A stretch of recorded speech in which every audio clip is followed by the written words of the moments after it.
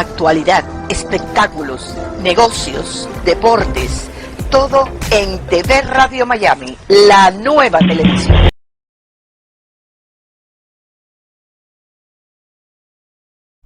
Hola, bienvenidos a todos a la FRA Roundtable Insight. Soy Richard Bonulli, CEO de Cedar Gold. Hoy tenemos una gran discusión especial con economistas de nombre mundial sobre el futuro de Argentina, España, Latinoamérica e Europa. Aquí está el señor advisor de Cedar Gold, Alejandro Tagliavini. Alejandro. Sí, ¿cómo están? Bueno, muchas gracias Richard por la presentación. Efectivamente, hoy tenemos una mesa redonda realmente espectacular con tres personajes muy destacados, tanto de Argentina como de España. Lo tenemos a Javier Milei, que es un gran economista argentino que viene de hacer una campaña electoral realmente muy llamativa, muy espectacular.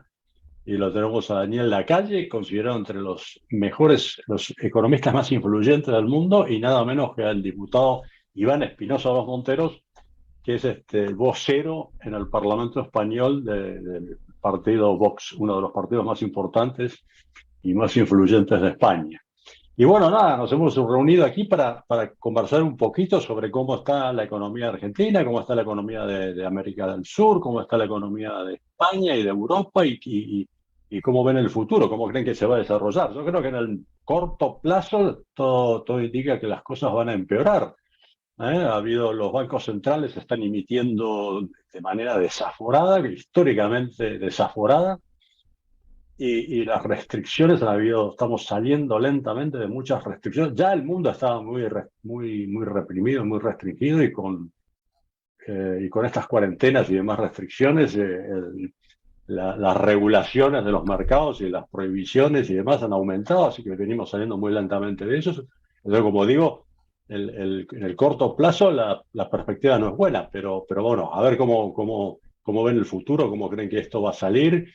Empecemos por Javier Milei, que es el que está en minoría aquí, es el único argentino. Javier, ¿cómo ves esto? ¿Cómo ves la Argentina, el desarrollo, la economía, el futuro? Contanos un poquito. Bueno, primero dar las gracias por el honor, el placer que me significa a mí poder estar compartiendo este panel con Iván y sobre todo con mi querido amigo Daniel, digo, que tanto admiro y, digamos, y que tanto bien hace por difundir las ideas en todo el planeta Tierra. Así es que lo primero que quiero hacer es dar las gracias por permitirme ser parte de este panel. Me siento muy orgulloso y honrado por la invitación. Y lo que yo, digamos, quiero señalar respecto al caso argentino, tienes razón, Alejandro, digo, en el caso argentino es mucho peor que en todos los demás, porque, digamos, lo que se viene en Argentina es muy malo. Es decir, la situación es muy mala y lo que se viene en el corto plazo es peor. Concretamente, Argentina tiene un déficit fiscal propio de las grandes crisis de Argentina de la historia. A ver, Argentina tuvo el estallido del Rodrigazo con un déficit fiscal de 14 puntos del PBI. La tablita cambiaria, eso fue en el 75. En el 82 voló por los aires con un déficit de 11. En el 89 estalló la hiperinflación con un déficit de 8 puntos del PBI. Digamos, la convertibilidad voló por los aires con 7. El año pasado terminamos con un déficit fiscal cerca de 9 puntos del PBI. O sea, primer punto es, el nivel de déficit fiscal es alarmante, digamos, si es propio de las grandes crisis de Argentina. Y no solo eso, sino que además, si bien ha habido un ajuste en lo que va del año, digamos, la idea es ahora, digamos, deshacer ese ajuste, por decirlo de alguna manera. Lo cual también era, digamos, bastante razonable de entender, porque, digo, las cuentas fiscales en Argentina son muy buenas en el primer semestre y muy malas en el segundo semestre, digo, para ponerlo en ese orden de cosas. El segundo punto es que Argentina tiene un desequilibrio monetario de 10 veces a 1. Concretamente, o sea, Argentina tiene una base monetaria, pero tiene una base monetaria y media escondida en instrumentos de esterilización que devengan tasa de interés y que son colocaciones que en el más largo plazo tiene 7 días. Esto quiere decir que frente a cualquier situación de algún movimiento en el plano financiero, Argentina podría estar multiplicando por 2,5 veces la cantidad de dinero en muy corto tiempo. No solo eso, sino que además, o sea, va a terminar generando un déficit fiscal que va a emitir una base monetaria más. Por lo tanto, o sea, Argentina a lo largo de este año podría estar multiplicando la cantidad de dinero por 3,5 veces. Pero al mismo tiempo, como Argentina tiene restricciones cambiarias y, digamos, para contener la caída en la demanda de dinero, es decir, que hay controles de capitales que fuerzan el aumento de la demanda de dinero para incrementar la base imponible del impuesto inflacionario, Argentina, digamos, por sus relaciones históricas, M1 en términos del PBI debería ser entre 3 y 4% del PBI. Y hoy Argentina tiene entre 10 y 12.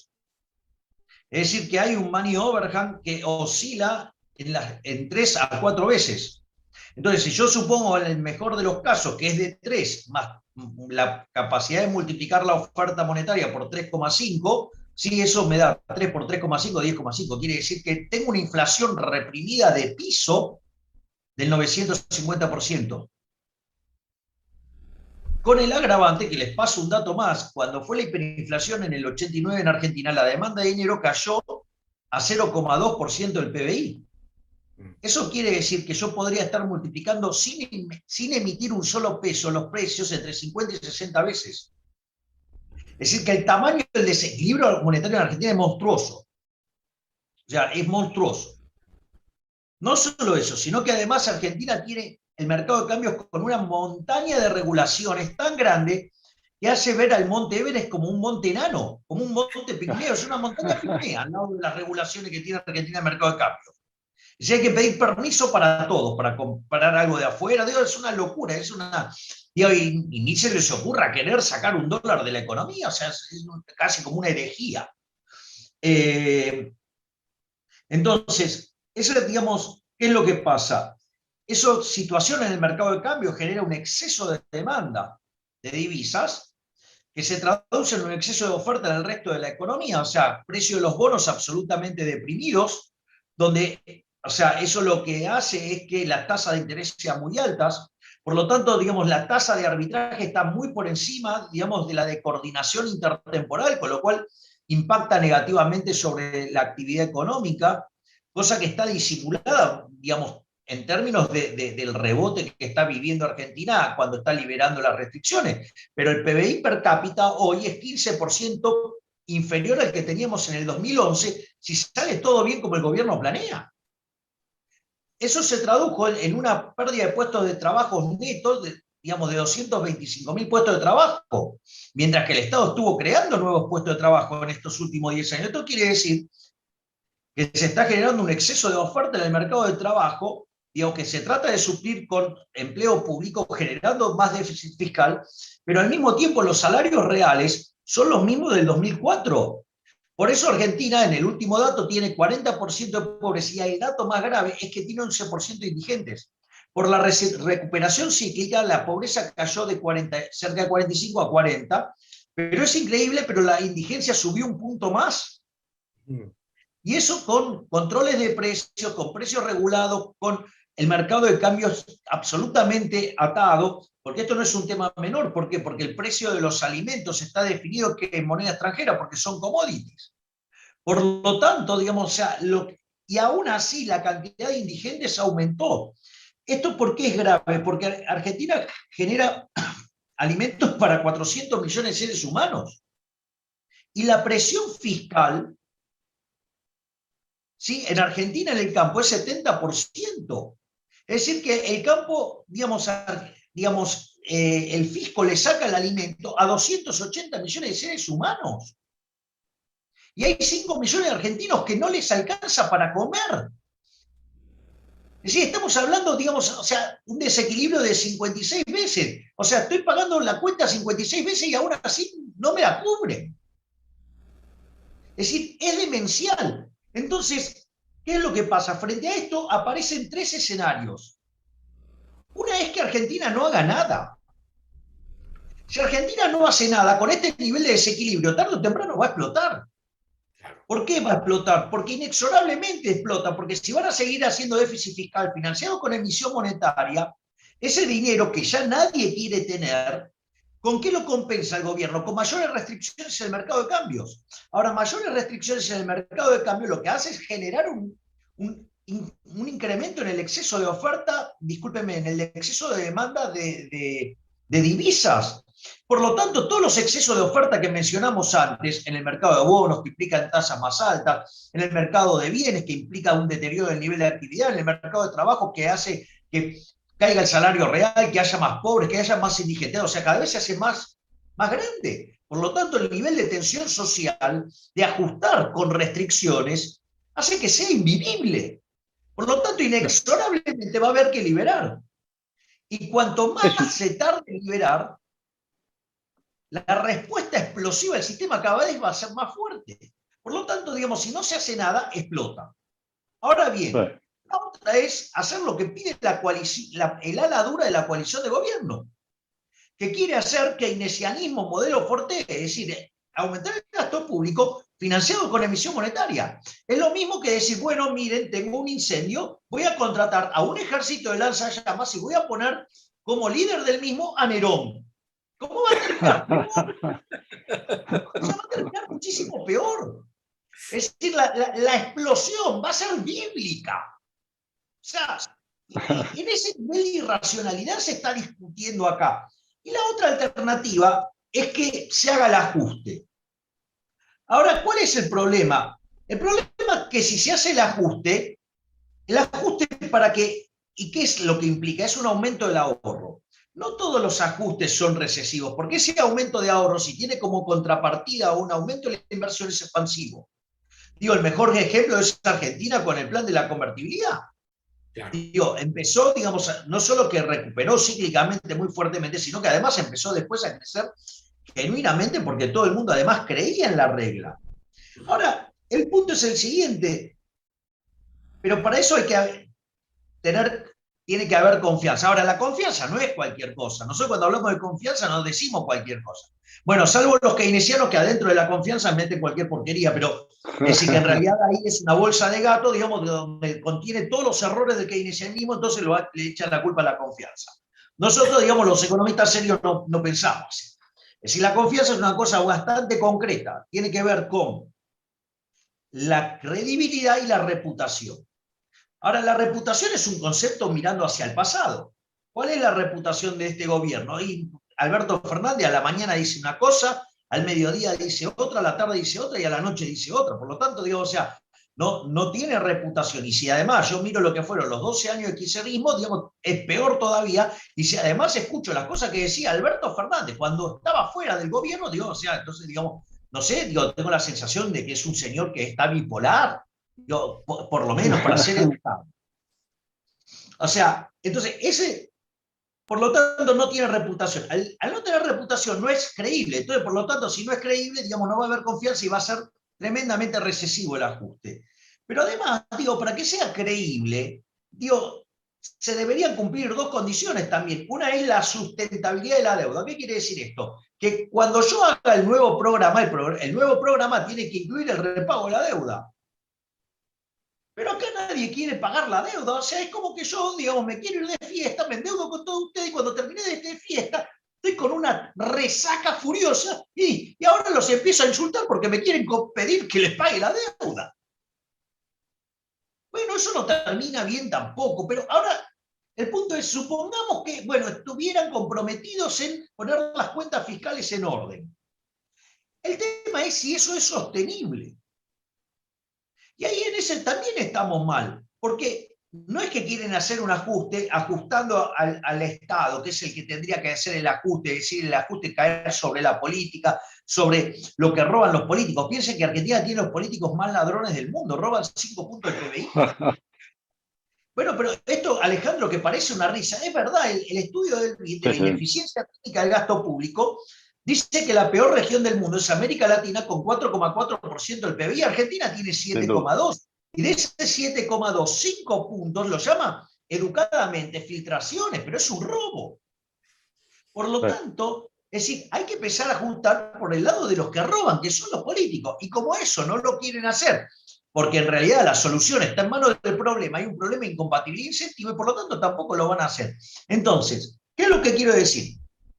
Por lo tanto, tampoco es sostenible el ajuste. ¿Por qué? Porque hay un problema de incompatibilidad de incentivos. Y si lo quieren hacer sin que les toque a ellos, digamos, va a recalar sobre la sociedad no se lo va a poder aguantar. Es decir, que el equilibrio donde se hace lo que hay que hacer es malo. Porque no hay credibilidad, porque no hay reputación, por ende no hay confianza, digamos, no hay sustentabilidad, no hay sostenibilidad, por lo tanto, digamos, o sea, si lo quisieran hacer, va a ser tremendamente doloroso. Primer punto.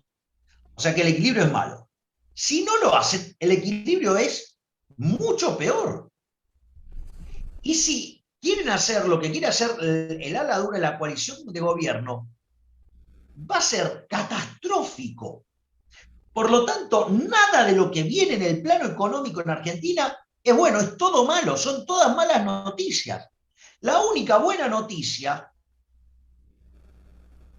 es que parece que hay un resurgir de las ideas de la libertad. Sí, pareciera que sí, ¿eh? Por los resultados de tus elecciones, es que ha sido espectacular. Sí, sí, pero ahora les voy a contar algo todavía más divertido. Porque si ustedes se fijan en la capital federal, que recuerden que desde la capital federal salieron muchos presidentes de la nación.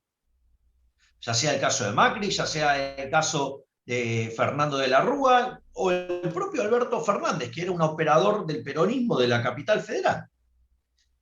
Entonces, en ese contexto, es decir, si bien el distrito solamente representa el 10% de los votos, tiene un impacto a nivel nacional muy fuerte, porque es como la pantalla, es como la vidriera. Claro. Y acá aparecen dos cosas muy interesantes. La primera, sí, es que cuando ustedes toman las elecciones PASO, o sea, las primarias abiertas, simultáneas y obligatorias, el liberalismo cosechó 25% de los votos.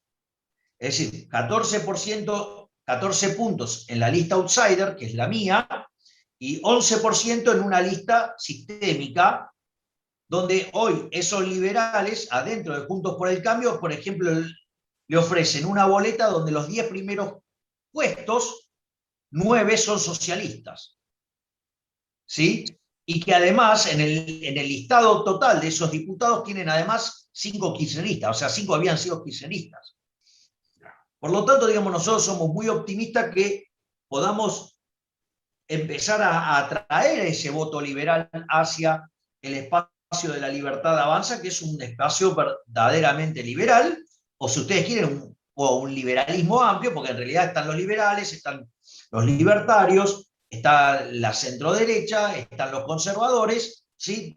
Llamémoslo paleolibertarios si ustedes quieren, ¿sí? Está, digamos, las expresiones del peronismo republicano, federal y el menemismo, y estamos invitando a que vengan los halcones, ¿sí? De Juntos por el Cambio, porque, digamos, o sea, tienen mucha más afinidad con nosotros que con un socialista como Larreta o Vidal. Que dicho sea de paso, son socios de Massa y de los Kirchner. Y esto es la parte más interesante, que me parece lo más divertido de todo. Que si nosotros logramos poder aglutinar ese voto liberal, la consecuencia de esto es que si llegamos al segundo lugar, dejaríamos en tercer lugar al kirchnerismo. Y eso sería el inicio del fin del kirchnerismo. Entonces, que una estructura nueva, sin bases como las tradicionales, logre desplazar al partido de gobierno al tercer lugar, ya eso es muy bueno. Y ahora viene la parte que tiene que ver con el morbo. Además, dejaríamos afuera un diputado de origen comunista. Así es que todo lo que viene con la economía es malo, sí, pero se está abriendo una luz de esperanza para volver a abrazar las ideas de la libertad. Eso es lo que yo tengo para decir. Bien, Iván, ¿se parece a España esto, lo que ha descrito Javier? Bueno, yo estaba somos parecidos no solo en el idioma, ¿verdad? Estoy preocupado con España, pero creo que lo que ha escrito Javier es efectivamente un poquito más grave. España... Te invito a que vengas a Argentina, Iván, vas a ver lo que es verdaderamente malo. Y me he encantado porque es un país que adoro, he estado algunas veces y siempre me pasa muy bien, me han tratado muy bien y es un país donde uno se siente ahí como en casa, la verdad. Y por tanto, Argentina, como toda Iberoamérica, pues forma parte de la preocupación que tenemos, yo creo, todos los que tenemos una visión un poco más amplia que la de nuestra nación exclusivamente, ¿no? Desde luego, en Vox tenemos una enorme vocación de integrar a Iberoamérica y de darle una fuerza que quizá no hemos sabido defender como país en los últimos años. Pero es curioso porque lo que pasa en Argentina efectivamente tiene raíces comunes con lo que pasa en España, con lo que pasa yo creo que en toda Iberoamérica, y en realidad en un sentido amplio con lo que está pasando en Occidente desde hace muchos años, ¿no? Yo tiendo a situar el inicio del problema en noviembre del 89, con la caída del muro de Berlín. Es un símbolo que marcó el fin de una época. Yo creo que los que tenemos ya una cierta edad todavía recordamos aquella noche, ¿no? Porque fue una noche muy alegre, fue una noche en la que todos nos llenamos de esperanza. Cuando veíamos la televisión veíamos a mucha gente corriendo, ¿no? Eso sí, todo el mundo corría en la misma dirección, nadie corría del Berlín oriental al Berlín occidental, porque la idea de la libertad y la idea de la prosperidad que Occidente cobijaba con mucho éxito, pues nada tenía que ver con el desastre del comunismo que durante muchos años tuvo que ser protegido por un muro porque si no la gente se hubiera escapado, ¿no? Y la caída del muro pues demostraba cómo era el comunismo en toda su crudeza, porque durante los años previos, y esto quizá para los más jóvenes aunque parece increíble, en los años 80, en los 70, pues había mucha gente que defendía que el comunismo o que el marxismo era una idea superior o incluso comparable a la de la libertad, ¿no? Y todavía te decían que el estándar de vida al otro lado del telón de acero pues era equiparable o incluso mejor, porque era más justo, porque era más equilibrado. Pero la caída del muro hizo que cayera también no solo el telón de acero, sino el telón que teníamos delante de los ojos, ¿no? Detrás quedaban pues 100 millones de muertos, una ruina económica y un deterioro moral como yo creo que nunca ha conocido el ser humano en la historia, ¿no? Entonces, al caer el muro de Berlín, pues parecía evidente que estas ideas fracasadas no podían ser defendidas nunca más por nadie, porque ya teníamos una experiencia de 50 años o de 45 años de auténtico desastre, ¿no? No parecía que ningún otro sistema estuviera en condiciones de rivalizar con el binomio formado por esa democracia liberal y la economía de mercado. Entonces, la libertad, la democracia, la propiedad, el respeto a los derechos humanos, pues ya parecía que iban a estar garantizados de forma irreversible. Incluso hubo alguno, como Fukuyama, que habló del fin de la historia, porque según esa teoría las ideologías ya no iban a ser necesarias y se iban a ver reemplazadas por una especie de tecnocracia económica al verse la superioridad tan aplastante, como digo, del mundo de la libertad, de las democracias liberales, de la economía de mercado, frente al comunismo, la opresión y el fanatismo de la izquierda, ¿no? Pero esa falsa ilusión nos salió cara, ¿no? El muro al caer generó la falsa creencia de que ya estaba todo hecho, de que habíamos ganado, de que las ideas ya no importaban y como no importaba se podía prescindir de esas ideas. Y sin que nadie lo reivindicara, sin que nadie defendiera las ideas, sin que nadie las dotara de contenido, pues los principios a los que se iba fundando nuestro sistema de libertades se fue quedando un poco vacío. Fuimos desconectando también de las relaciones históricas que vieron nacer a esas ideas, ¿no? Nuestras democracias pues siguieron adelante, pero se quedaron un poco más en lo formal, sin vida, sin ambición de ir generando o consolidando esas ideas. Pero mientras, en la izquierda, que evidentemente había sido derrotada, las ideas progresistas pues no hicieron lo mismo, ante la pasividad y la tibieza de los que teníamos que haber defendido, digo, como Occidente, ¿no? Las ideas de libertad y de libre mercado, pues ellos se fueron haciendo progresivamente con distintos campos, con la educación, con los colegios, la universidad, los medios de comunicación, tejer una fuerte red de asociaciones en el mundo de la sociedad civil y empezaron a recuperar terreno mientras los demás estábamos dormidos. Me acuerdo que Reagan hablaba de que aunque el marxismo cultural había sido derrotado, lo políticamente correcto lo podía llegar a reemplazar y eso fue exactamente lo que pasó, ¿no? Que se empezó a instalar un consenso progre, o como dicen algunos, con progresistas de todos los partidos políticos que han ido avanzando en esas ideas del marxismo o de la corrección política que tanto daño ha hecho, ¿no? Y quienes en teoría deberían haber defendido las ideas sobre las que se fundó y creció Occidente, que no es una civilización cualquiera, es la mejor civilización de la historia de la humanidad, pues los que tenían que haber estado defendiendo eso, lamentablemente, pues no estaban a eso, estaban a otras cosas. Y poco a poco las ideas de la izquierda han ido avanzando y hoy en día pues están prácticamente extendidas en todos los partidos, en todos los países avanzados y con distintos nombres, con distintos disfraces. Unos lo llaman la Agenda 2030, otros lo llaman la política correcto, pero al final esas ideas van avanzando incluso con la colaboración necesaria, como digo, de muchos partidos que uno hubiera pensado que tenían que haberse opuesto. Partidos, periodistas, políticos, personas, sociedad civil, empresas, bancos, todos. Todos han ido cayendo un poco en eso de lo políticamente correcto, ¿no? Y de ahí es de donde vienen, yo creo que muchos de los problemas. Javier ha sido tremendamente específico acerca de lo que pasa en Argentina y todo eso es incuestionable, pero todo eso deriva de algo y deriva de esa dejación de funciones, de la falta de la batalla de las ideas, de la falta de capacidad de confrontar a un modelo que se ha ido instalando, que ha ido tomando el control de nuestra sociedad, que ha ido, como digo, avanzando y que hoy en día, pues incluso a nuestros hijos en los colegios y en las universidades les llega a hacer creer que su sistema es superior cuando la evidencia es absolutamente la contraria, ¿no? Y además a veces incluso con virulencia. Aquí en España pues tenemos a un buen paquete de zurdos, como diría Javier, que han ido avanzando, y el Partido Comunista, que era una cosa residual y absolutamente denostada, pues hoy ha conformado una nueva imagen y han llegado al gobierno, que era una cosa absolutamente impensable hasta hace poco, ¿no?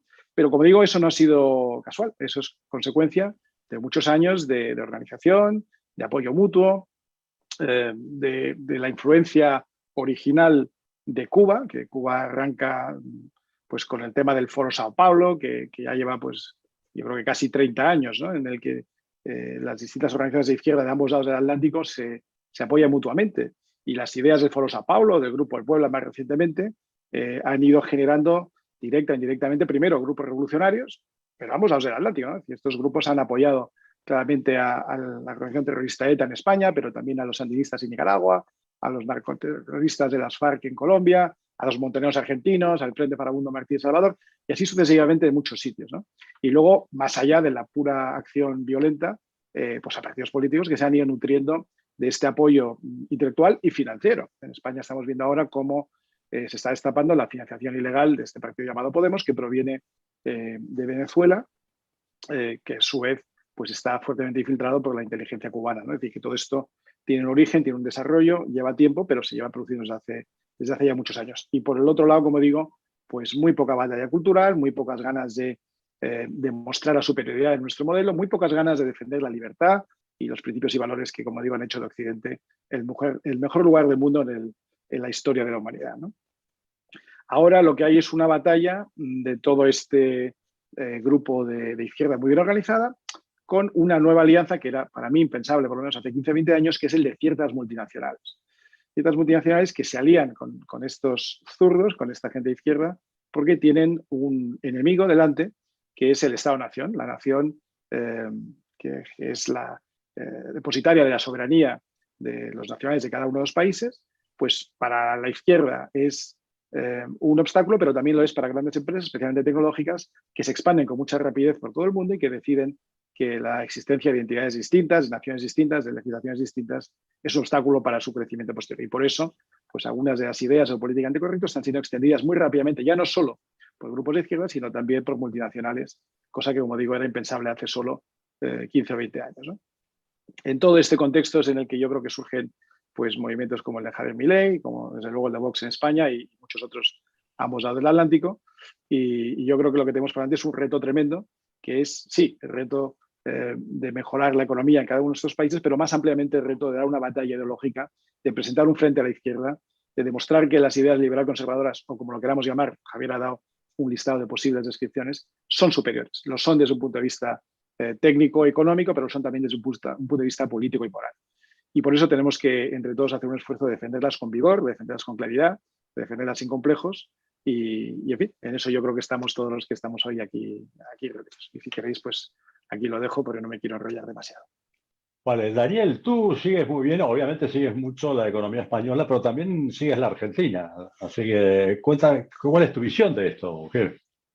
Yo creo que, primero, el diagnóstico que ha hecho Javier, fuerte abrazo, sé que se tiene que ir, así que te dejamos que vayas a tu compromiso electoral y muchísima suerte, abrazo hermano.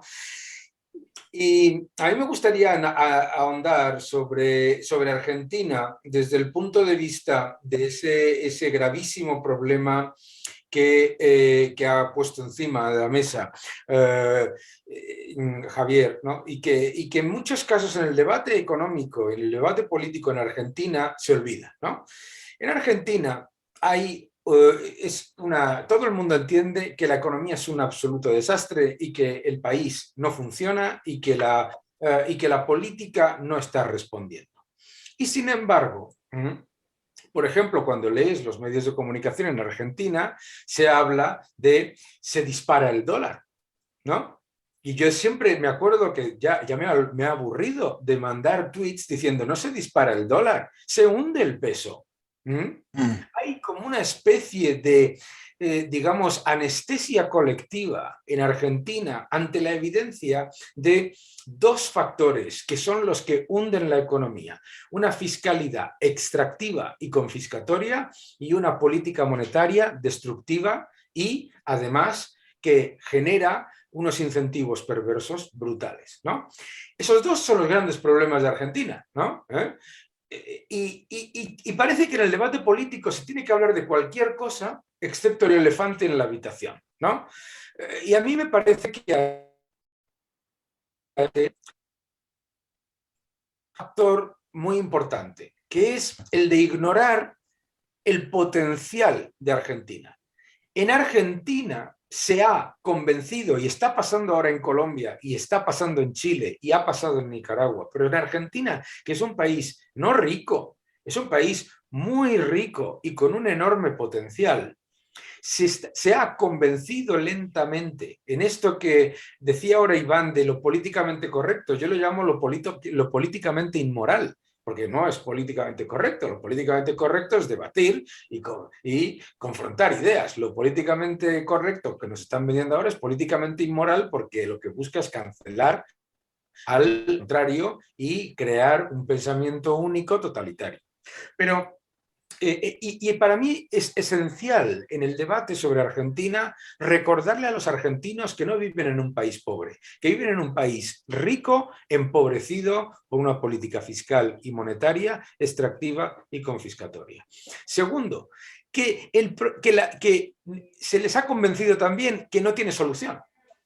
¿Qué se le va a hacer? Que lo único que puedes hacer es emigrar o buscar, digamos, maneras de acomodarte a esa situación. Y tiene solución, y, por ejemplo, Javier, aunque ya no está con nosotros, pero lo voy a explicar, Javier tiene un libro en el que explica perfectamente cómo se puede llevar a cabo el ajuste de una manera que sea expansiva y cómo se puede cambiar ese destrozo del poder adquisitivo de la moneda y de los salarios reales de los ciudadanos argentinos para que el país reciba todo ese potencial de inversión extranjera, inversión doméstica, etc.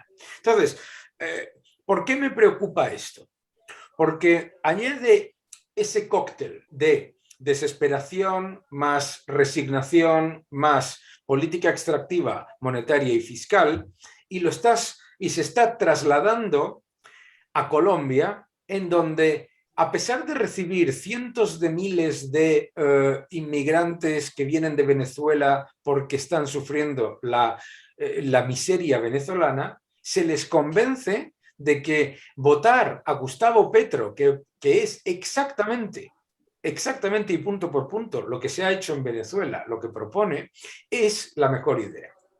Entonces, a mí me gustaría sobre un tema clave, que es, uno, no caigamos en el error de pensar, claro, es que la mayoría de la gente piensa como la izquierda y por lo tanto hay que adaptarse al lenguaje y a las ideas de la izquierda. Es falso.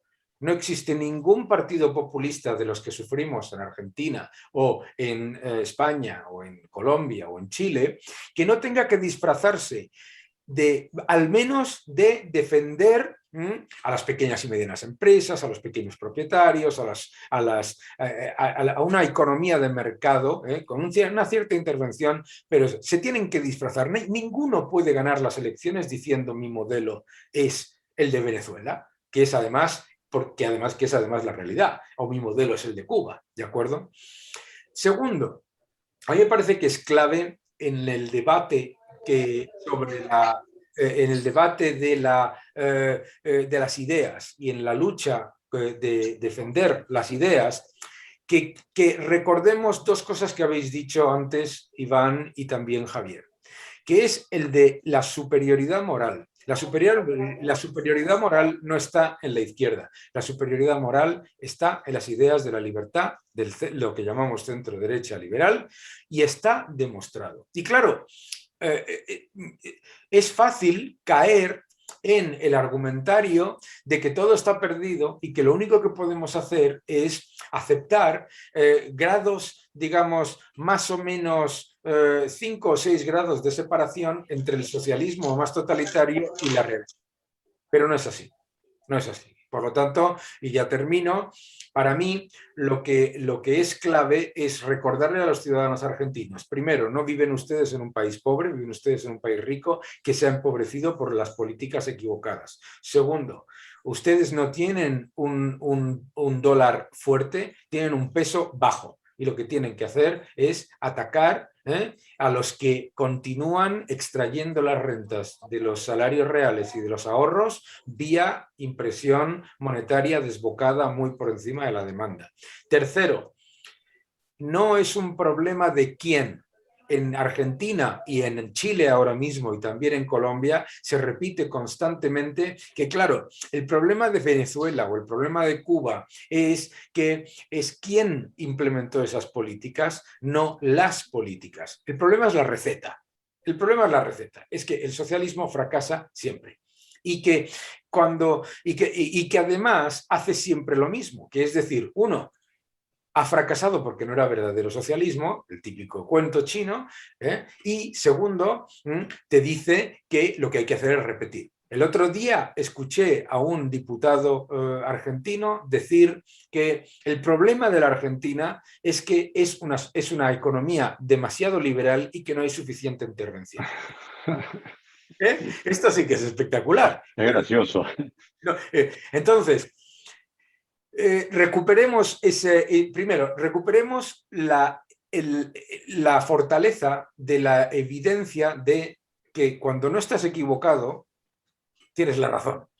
La segunda, no nos olvidemos nunca de que la única manera en la que el populismo totalitario de izquierdas gana las elecciones es convenciendo a los ciudadanos, A, de que nunca van a estar peor, una mentira, B, de que ellos no son totalitarios comunistas, otra mentira, y C, que en realidad defienden una socialdemocracia con un mercado más o menos libre, también una mentira. Por lo tanto, hay que luchar y para eso, bueno, pues no podemos dejar de dar esa batalla.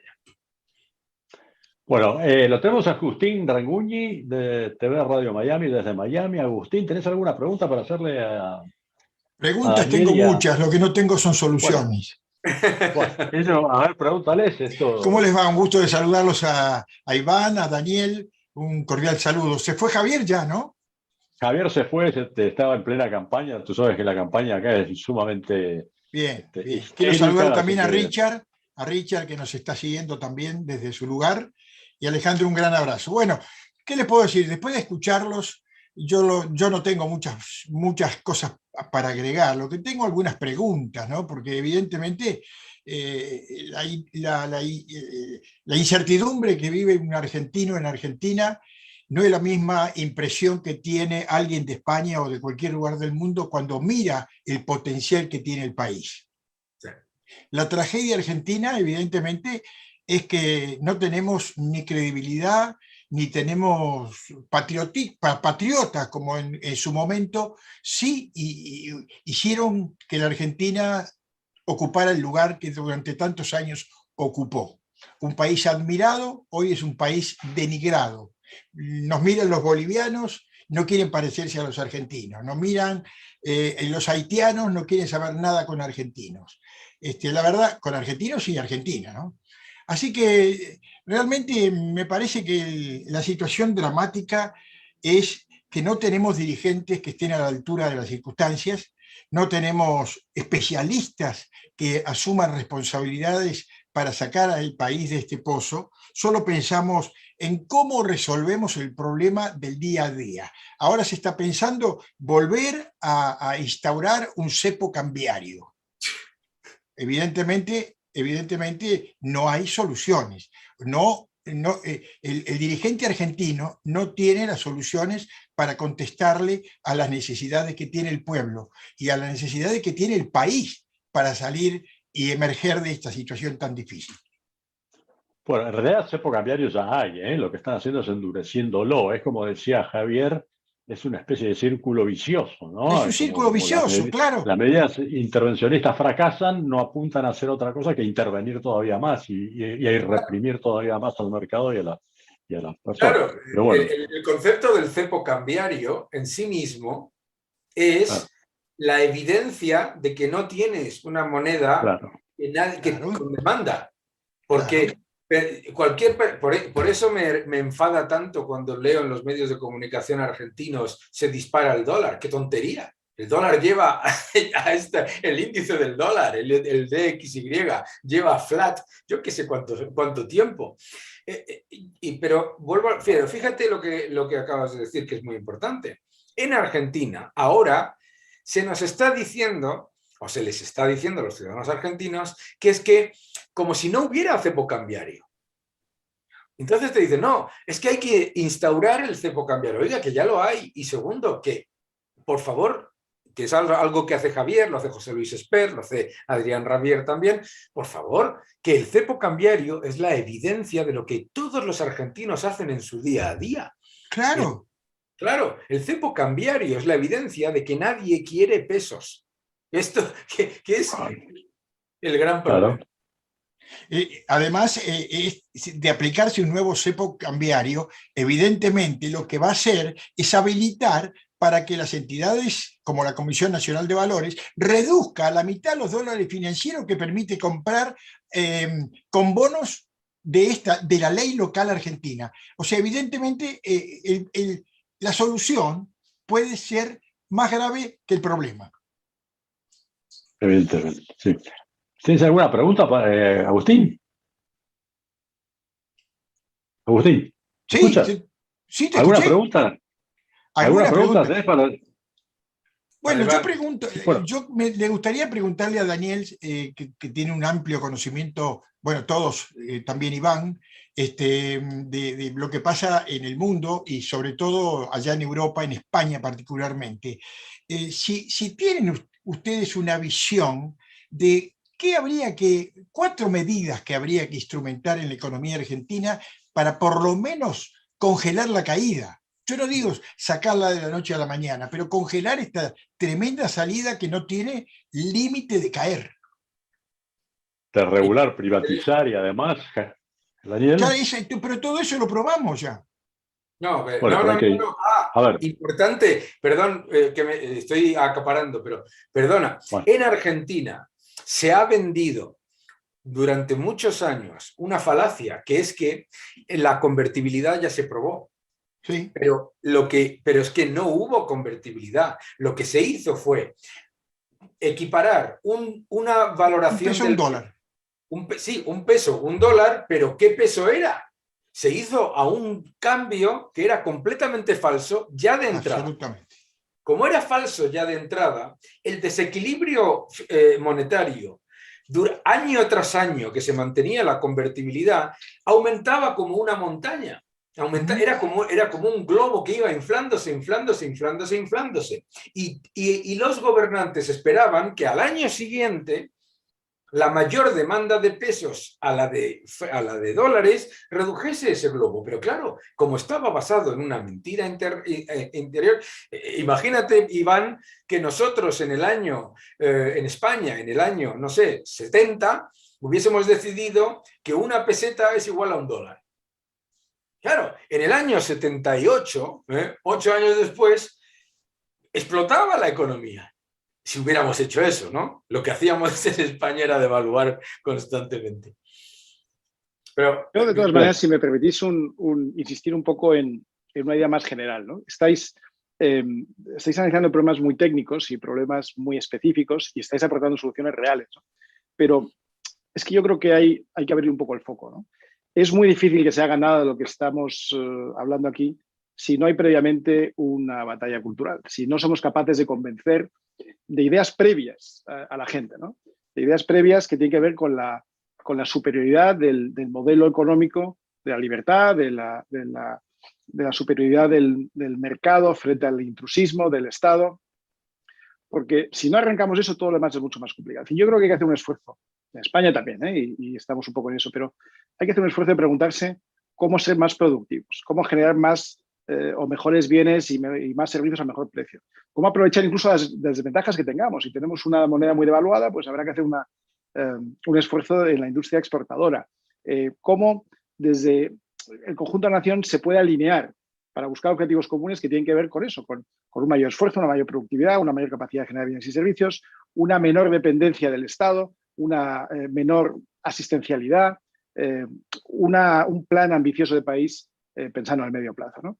Si no somos capaces de generar este tipo de dinámicas, todo lo demás va a ser mucho más complicado, porque incluso las soluciones correctas para los problemas que tenéis identificados van a ser imposibles. Los políticos nunca las van a hacer porque los electores no les van a apoyar, porque carecen, como digo, de la base previa, que es la superioridad moral de un sistema sobre otro. Por ejemplo, en el caso de España, y no centrarme en Argentina, si en España estamos ahora con un momento en el que vamos a pedir fondos a Europa, si todo lo que nos vamos a preguntar es cómo ser más verdes, más feministas, más inclusivos, más perspectiva de género, en vez de preguntar cómo vamos a ser más productivos, más competitivos, cómo vamos a ampliar nuestra economía, pues incluso con influjos de dinero que vengan del exterior, no vamos a seguir adelante. Tendremos quizá un par de años en los que lo paremos a nuestra economía, pero luego la realidad se impondrá, ¿no?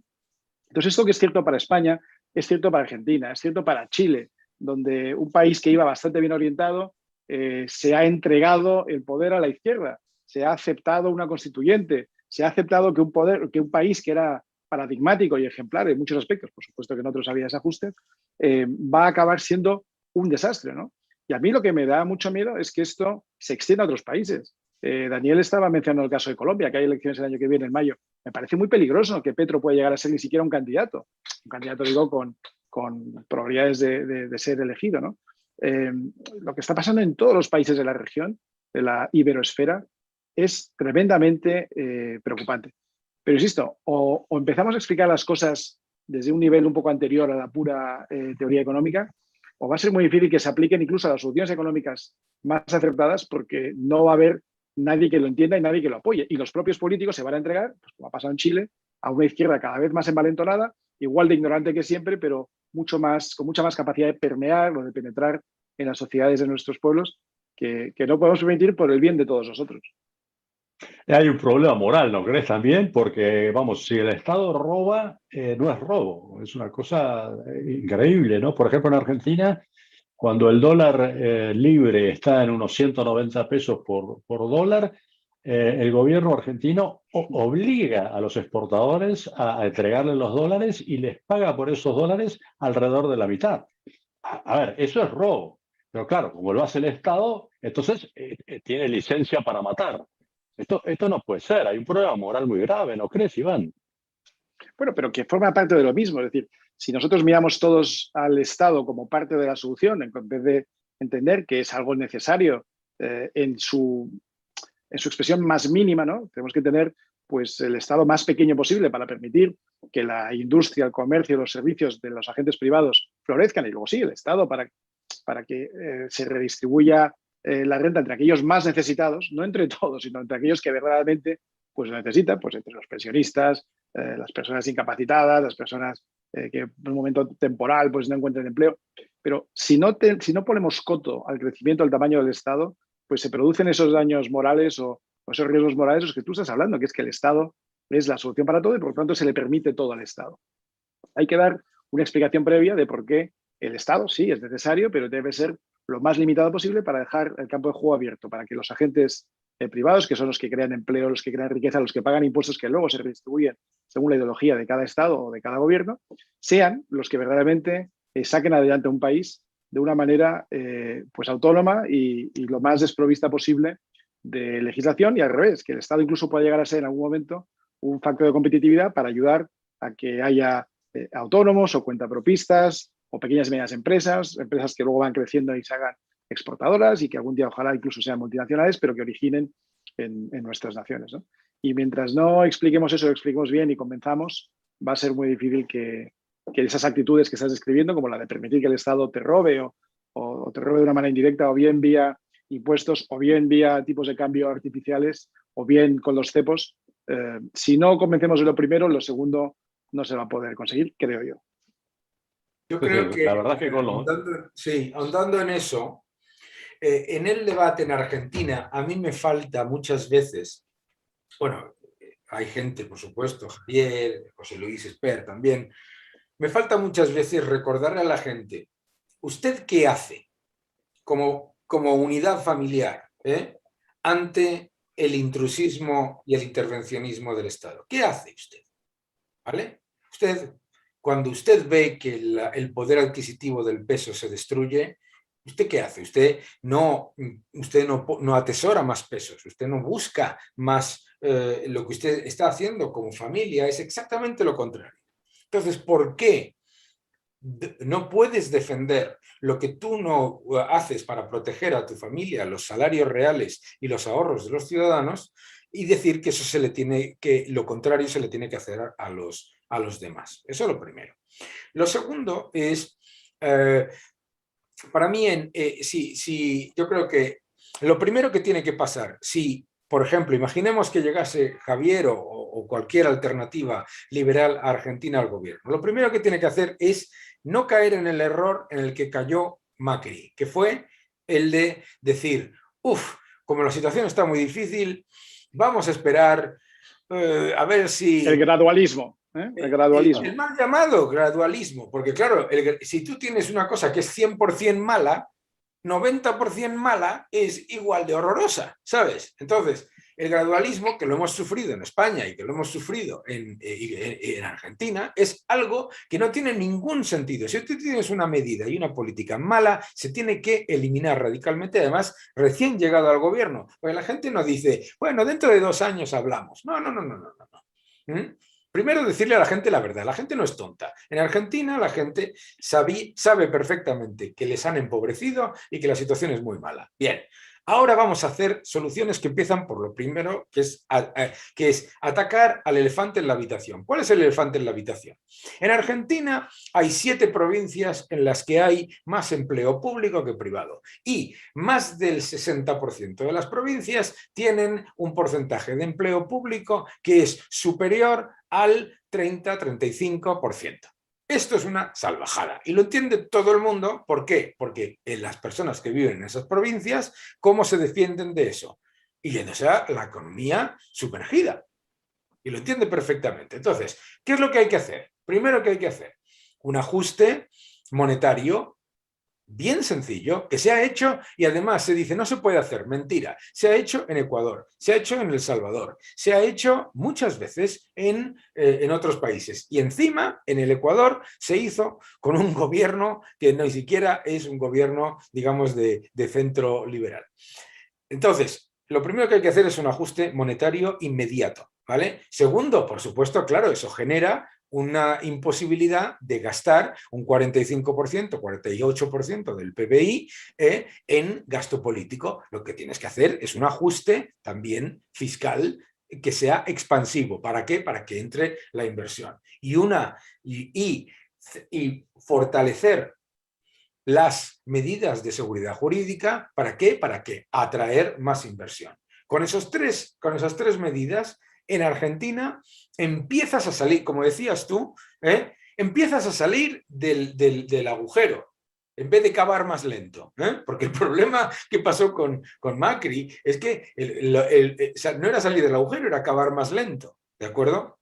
Entonces, yo creo que eso es muy importante. Y es muy importante que la gente no se sienta engañada, que la gente le diga las cosas como son. Argentina es un país rico al que lo han empobrecido. ¿Cómo lo volvemos a hacer rico? No se va a hacer rico en 1 año, no va a ocurrir en 2 años, pero las medidas para que empiece a mejorar se toman en 1 día. No hace falta tomarlas en 3 meses, ni en 6, ni con acuerdos nacionales, ni nada. No es, si tú tienes un país en el que el gobierno puede destruir la moneda unilateralmente y sin el acuerdo de nadie, también tienes un país en el que el gobierno puede solucionar el problema monetario unilateralmente y sin acuerdo con nadie.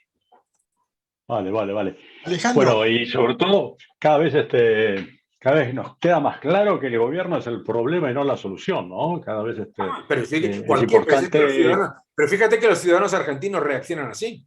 O sea, Alejandro, es que los ciudadanos argentinos, en su mentalidad diaria para protegerse del asalto monetario y fiscal, reaccionan exactamente como ha dicho Alejandro. Pero luego claro, les convencen de que hay que votar a lo contrario.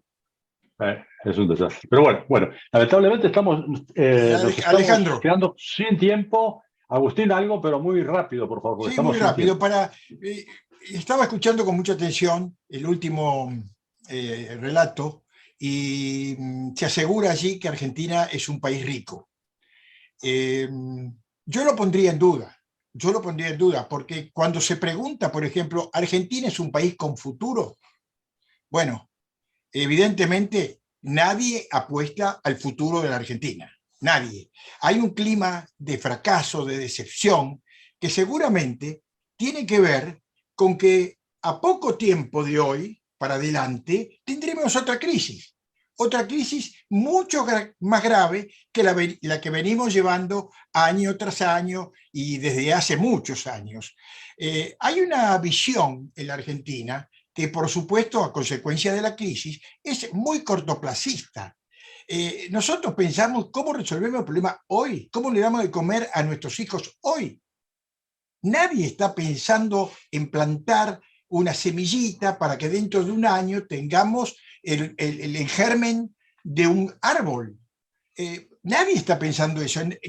La sociedad argentina está agobiada, no tiene trabajo, no tiene dinero, no tiene para los remedios, no tiene para comer, no tiene para mandar a los chicos al colegio. Argentina está desquiciada, hay que hablarlo concretamente, hay que decirlo concretamente. Yo no tengo la facilidad de palabras con respecto al conocimiento profundo de la economía, no soy un economista, pero sí dialogo todos los días con muchos argentinos y de todas las clases sociales. Y realmente el desquicio que hay, el desprecio que hay por la Argentina que tenemos, y por la Argentina que querríamos dejarle a nuestros hijos. Hay una especie de esto no se va a lograr, porque el problema son los argentinos. Esto lo dice mucha gente. Hay un problema, hay un problema moral muy grave, como decía al principio, ¿no? Acá el Estado se le permite. Y con esto termino, me vais a permitir negarlo. Yo he trabajado por todo el mundo, e Iván también, y sabemos todos que cuando vas a cualquier empresa del mundo, los argentinos son los mejores traders de Forex, los mejores... primero. Segundo... Individualmente. Bueno, pero... Y en el Reino Unido, yo vivía en el Reino Unido en el invierno del descontento. Y también se pensaba que el Reino Unido estaba condenado, lo decía Kissinger, a pedir, robar o mendigar. Y mira dónde está el Reino Unido. O sea, la gente en Argentina no está desesperada por casualidad, está desesperada porque les están desesperando, pero los argentinos tienen mucha capacidad para salir, igual que los españoles, que te diga Iván, la cantidad de regiones que se daban por perdidas en España y que simplemente un cambio para el que dejas respirar a la sociedad funciona, ¿verdad? Coincido, Daniel. Quiero reforzar la idea de que los argentinos no tienen ningún problema en su ADN, no hay nada que haga que los argentinos no puedan prosperar como lo han hecho otros pueblos, incluso arrancando en una posición muy difícil, ¿no? Pero el problema no es que si tenemos el ADN o la génesis, tenemos el genio de salir adelante. Estoy seguro que los argentinos estamos todos preparados para eso. Lo que pasa es que dependemos de una dirigencia. La dirigencia marca el camino y marca el cómo. Y lamentablemente, en los últimos 100 años, Argentina ha equivocado el camino y ha frustrado todas las ambiciones de querer salir adelante y de progresar. Todo el mundo quiere lo mismo, y que Argentina es evidentemente uno de los países más ricos del mundo, no lo dudo, pero no hacemos uso de esa riqueza. Y si la usamos mal.